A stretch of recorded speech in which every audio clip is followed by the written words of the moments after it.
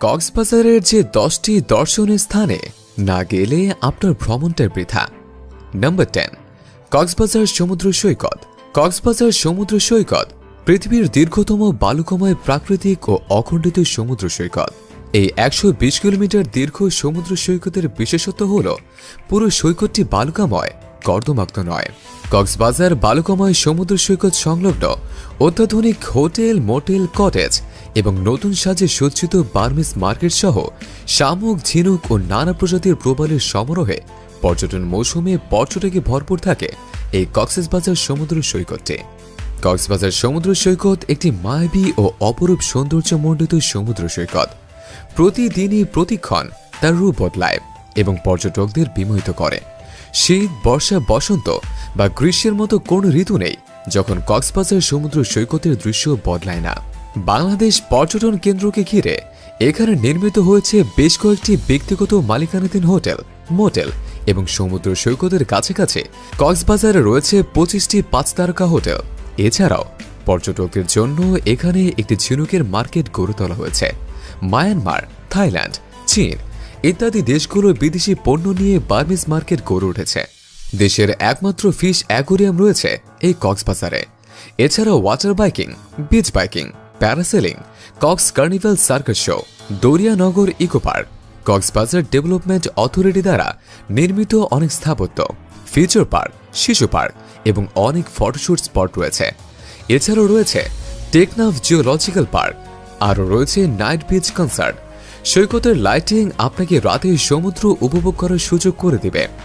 কক্সবাজার উন্নয়ন কর্তৃপক্ষের উদ্যোগে এখানে নির্মিত হচ্ছে বিশ্বের সবচেয়ে বড় সি অ্যাকোয়ারিয়াম, কেবল কার এবং ডিজনিল্যান্ড।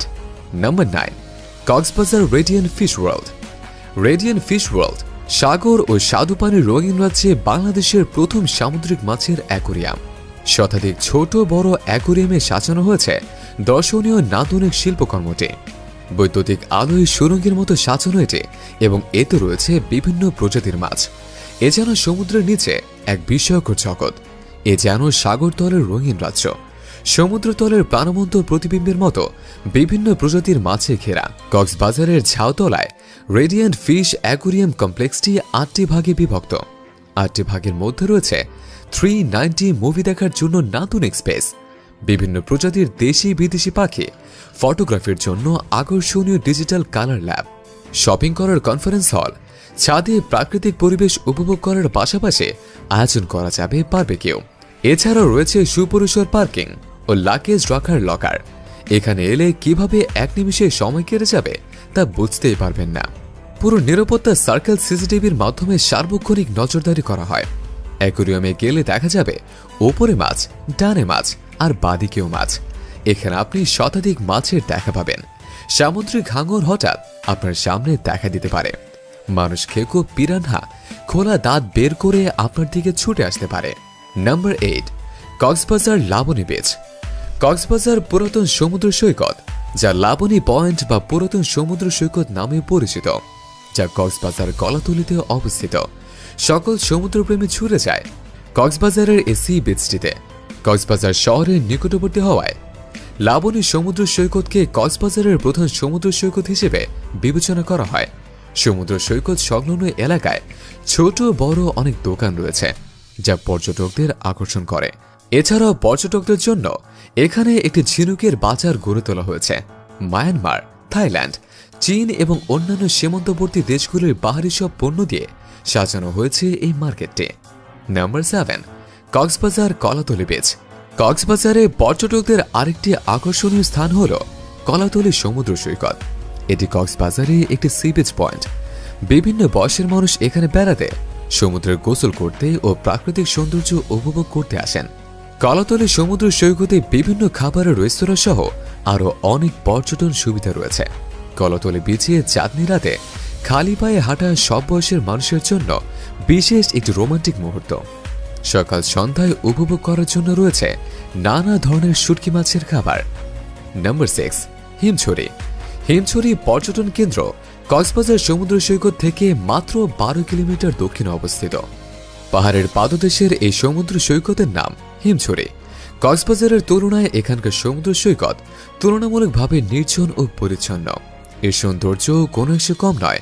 সবচেয়ে গুরুত্বপূর্ণ কথা হলো কক্সবাজার থেকে এই সমুদ্র সৈকতের রাস্তাটি হিমচরের চেয়েও সুন্দর এবং রোমাঞ্চকর। এক পাশে বিস্তীর্ণ সমুদ্রের বালির আসে, আর অন্য পাশে সবুজ পাহাড়ি সারি, মাঝখানে মেরিন ড্রাইভ পিচ করা। এমন দৃশ্য দেশে আর কোথাও দেখা যায় না।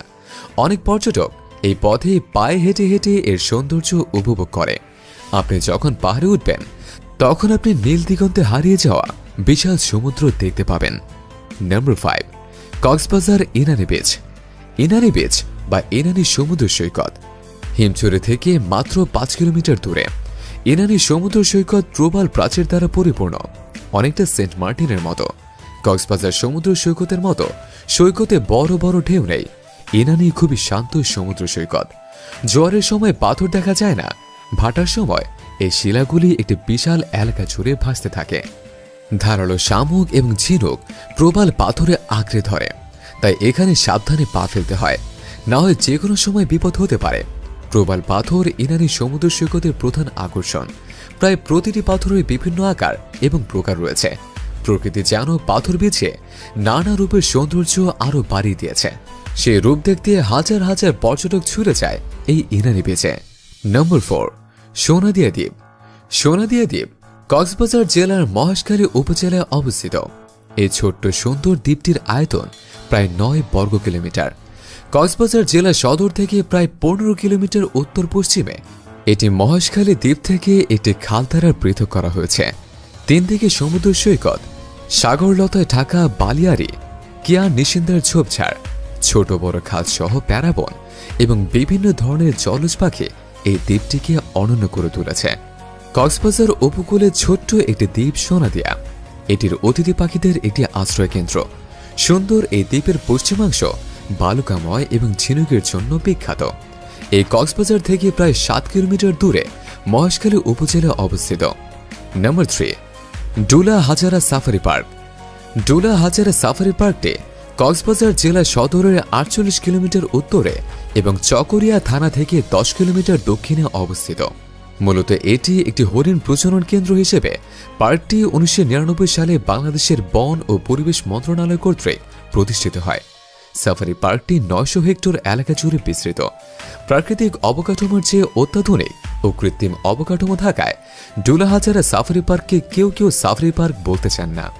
এটি 8টি ব্লকে বিভক্ত এবং পার্কটির মুক্ত পরিবেশে হাঁটাহাঁটি এবং পরিবারের সদস্যদের নিয়ে ভ্রমণের জন্য খুবই উপযোগী। নম্বর 2, টেকনাফ। টেকনাফ বাংলাদেশের কক্সবাজার জেলার একটি উপজেলা। এটি বাংলাদেশের দক্ষিণ পূর্ব দিকে অবস্থিত। কক্সবাজার জেলা সদর থেকে এর দূরত্ব 86 কিলোমিটার।